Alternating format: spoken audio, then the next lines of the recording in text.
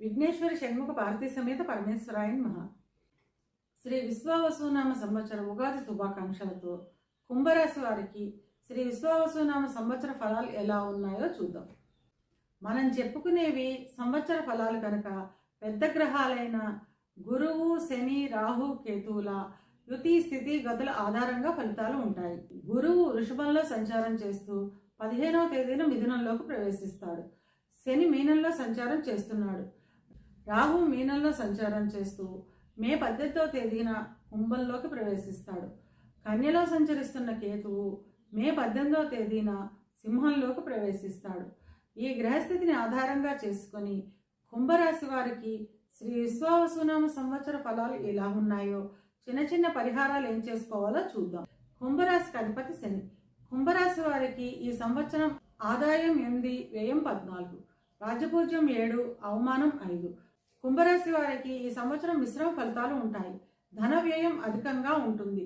శారీరక శ్రమ, మానసిక అశాంతి అధికంగా ఉంటుంది. సంఘంలో గౌరవ మర్యాదలు పెరుగుతాయి. బంధుమిత్రుల సహకారంతో సమస్యలను అధిగమించగలుగుతారు.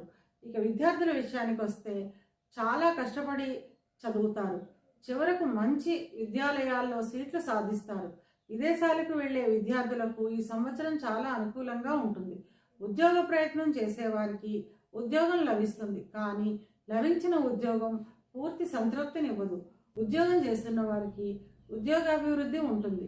దూర ప్రాంతాలకు బదిలీలు ఉంటాయి. వ్యాపారస్తుల విషయానికి వస్తే వ్యాపారస్తులకు మిశ్రమ ఫలితాలు ఉంటాయి.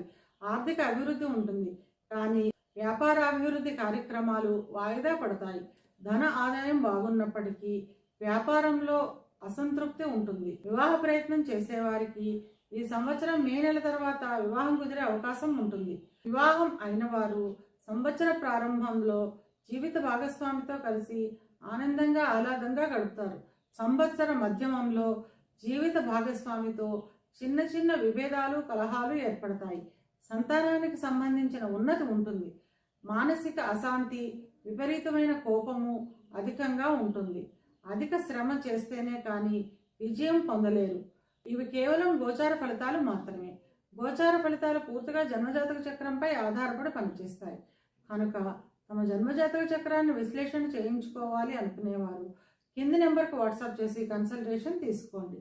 కుంభరాశి వారి అనుకూలతను పెంచుకోవడానికి, ప్రతికూలతను తగ్గించుకోవడానికి నరసింహస్వామి దేవాలయాన్ని సందర్శించడం ద్వారా అంతా మంచి జరుగుతుంది.